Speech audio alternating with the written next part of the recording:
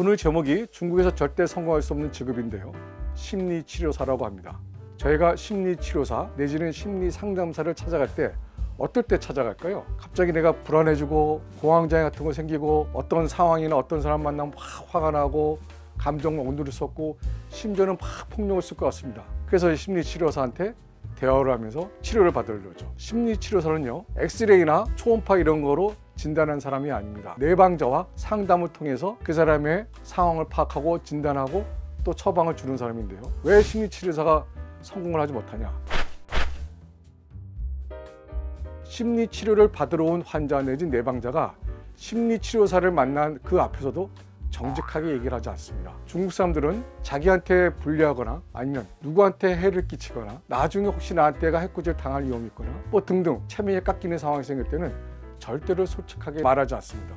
그것이 이 사람을 속이는 게 아니고요, 그건 문화적인 맥락입니다. 즉 중국 사람들은 심리치료를 받으러 와서도 제대로 솔직하게 얘기를 하지 않습니다.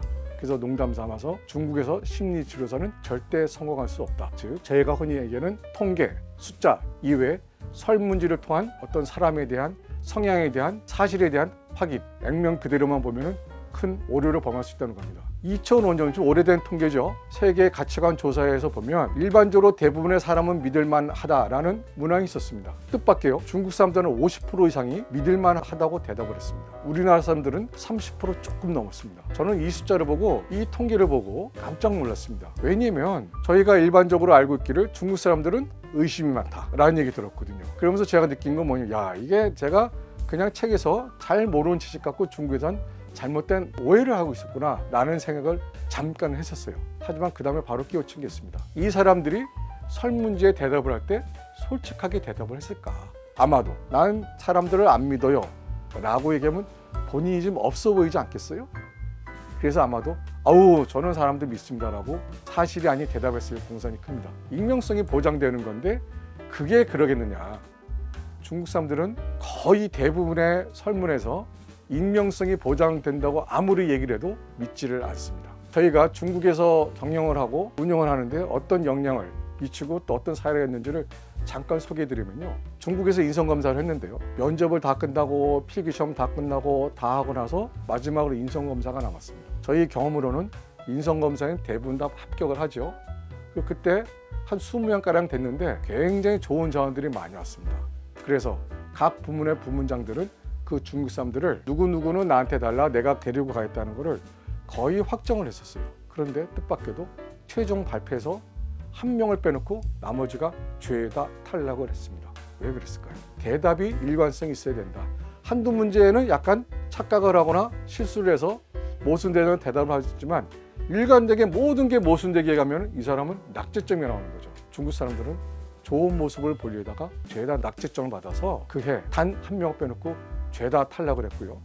그 한 명은 입사한 지 뭐 며칠 되지도 않았는데 사람들 평이 참 조직 생활을 못할 애다, 공주병에 걸렸다라는 말이 나올 만큼 독특한 애였습니다.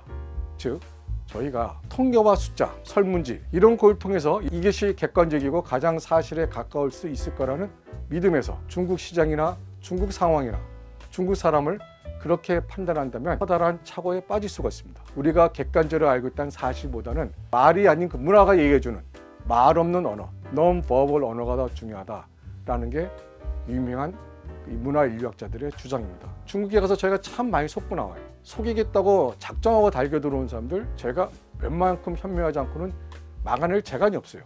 하지만 문화가 달라서 우리가 그 문화를 이해 못해서 제풀에 속는 경우는 저희가 최대한 방지할 수 있지 않을까라는 생각이 듭니다.